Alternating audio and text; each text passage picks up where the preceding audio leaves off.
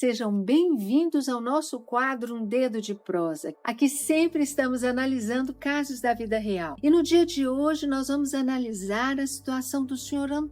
O Sr. Antônio quer fazer uma holding familiar, mas ele fez um testamento anos atrás para os seus filhos e agora não sabe o que fazer. Meu nome é Sueli Rezende, eu sou advogada e especialista em planejamento patrimonial da família. Se você ainda não é inscrito no meu canal, eu convido você a se inscrever, porque sempre nós estamos colocando aqui vídeos informativos sobre planejamento patrimonial da família. Anos atrás, o Sr. Antônio, com o objetivo de impedir que os seus filhos passassem pelo processo de inventário, que todos nós sabemos que é muito caro, ele fez um testamento distribuindo todo o seu patrimônio entre os seus herdeiros. Mas depois ele veio descobrir que o testamento não ia impedir que os seus filhos passassem pelo processo de inventário. E na verdade eu não sei se você sabe, mas o testamento ele torna o processo de inventário mais caro, mais demorado, mais difícil. Por quê? Porque antes de se abrir efetivamente o inventário e analisar e fazer a partilha, há que se fazer o registro, a abertura e o cumprimento do testamento. Isso é uma coisa fácil da gente pensar, não é? Porque pensa, é necessário de saber primeiro se aquele testamento realmente ele é verdadeiro, se não há algum vício, não há algum defeito ali, não há alguma coisa que não represente, na verdade, a vontade daquela pessoa que faleceu já, né, do testador. Então isso realmente é um processo judicial e é um processo demorado. Quando tem testamento, esse processo de inventário, ele tem que ser judicial. Essa parte do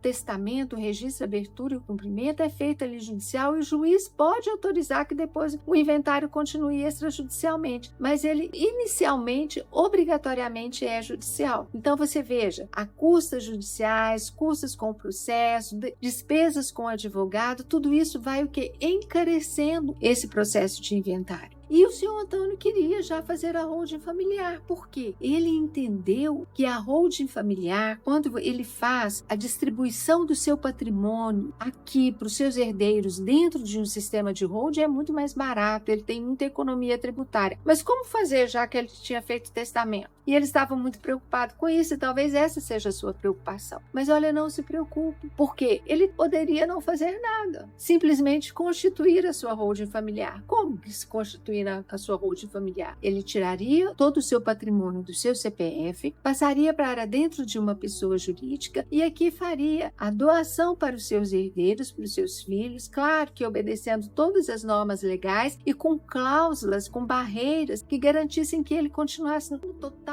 controle desse patrimônio. E aí, com uma grande economia tributária, porque a doação feita aqui dentro da holding familiar, ela é muito mais vantajosa do que a doação feita em cartório.